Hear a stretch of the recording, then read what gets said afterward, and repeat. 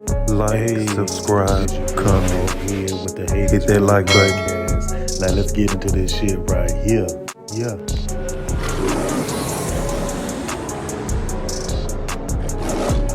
Check this out. This your boy Hog here with the Haters Real podcast. Now let's get into this shit right here. Now we talking about a woman out of Utah. A woman out of Utah. She killed her husband. Okay, check this out. A woman who wrote a book on her grief following husband death accused of his murder. Corey Richens was charged with aggravated murder in her husband's 2022's death. A Utah woman who published a children's book on processing grief following the death of her husband last year has now been accused of poisoning him with a lethal dose of fentanyl, court documents show.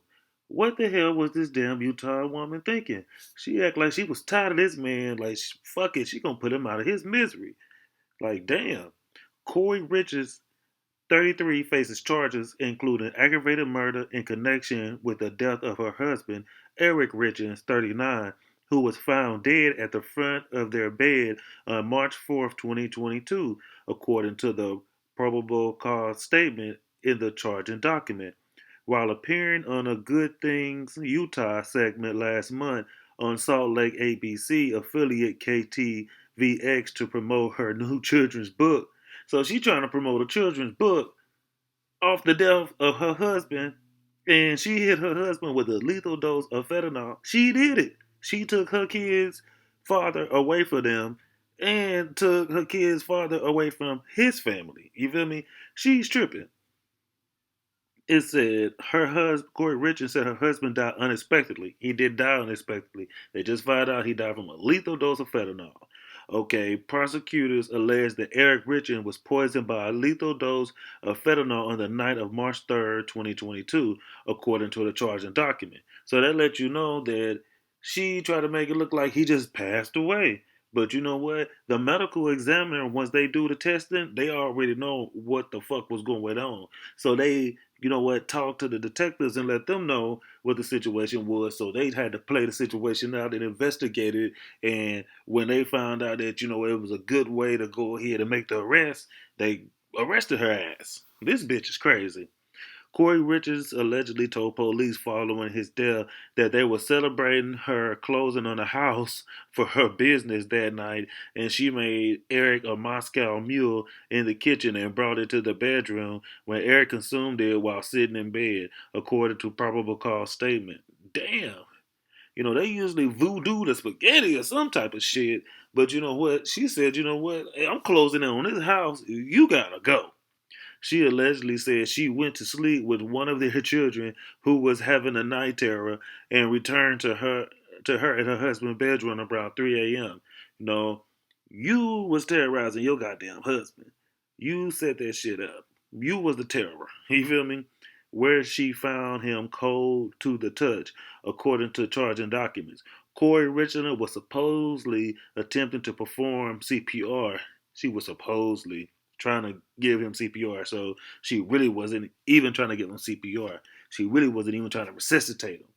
But when first responders arrived, they advised that it had not appeared that she had done any CPR. So they don't see no chest compressions. You know what I mean? It seemed like he's a white man, so they would have seen any redness or marks while she was trying to do CPR. Due to the large amount of blood that came from Eric's mouth, so blood coming out of his mouth, that's not natural causes, you feel me? The affidavit for a search warrant in the case stated an autopsy determined that Eric Richards died from a fentanyl overdose and that the level of fentanyl in his system was 5 times the lethal dosage. Man, she Mortal Comeback. She finished her up and got him the hell out of here. She made sure that she gave him a high ass dosage. According to the charging document, the medical examiner indicated the fentanyl was illicit fentanyl, not medical grade, and that it was likely ingested orally, so in his mouth. According to the charging documents, detectives obtained a search warrant for their residence following the toxicology report, including for electronics, according to the charging document. So they wanted to see what the hell was she Googling, what the hell was she doing inside of her damn phone, tablet, whatever the fuck, MacBook, whatever. Corey Richardson, no, not Corey Richardson. Corey Richens allegedly told law enforcement that upon going to bed, she did not use her phone until the call 911, though the phone had been locked and unlocked multiple times during that period, and messages had been sent and receiving during that time and deleted, according to the charging document. So what you got to understand when it's murder situations, a series going on like that, they can contact the phone provider, and when they contact the phone provider, they're gonna let them know, no matter if you deleted it or whatever, what the hell you been doing in your phone. Because if you got a lock code on your phone, they're gonna let them know how many multiple times that you unlocked that phone. She didn't think she did some shit and didn't even plan it out. This is sad. You know what I mean? She wasn't even thinking about her kids. So listen, it said a search of Corey Richens' phone. She's a female. Her name is Corey Richens. For her phone, also uncovered several communications with an acquaintance of hers who had various drug counts, according to the charging document. So she was calling a dealer. She was contacting a dealer.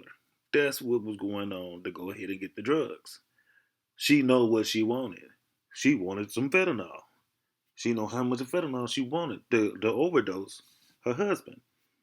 During an interview with detectives earlier this month, the acquaintance allegedly said that sometime between December 2021 and February 2022, Corey Richardson allegedly texted them asking for prescription pain medication for an investor who had a back injury, and the acquaintance left hydrocodone pills at a house the defendant owned and was flipping, according to the charging document.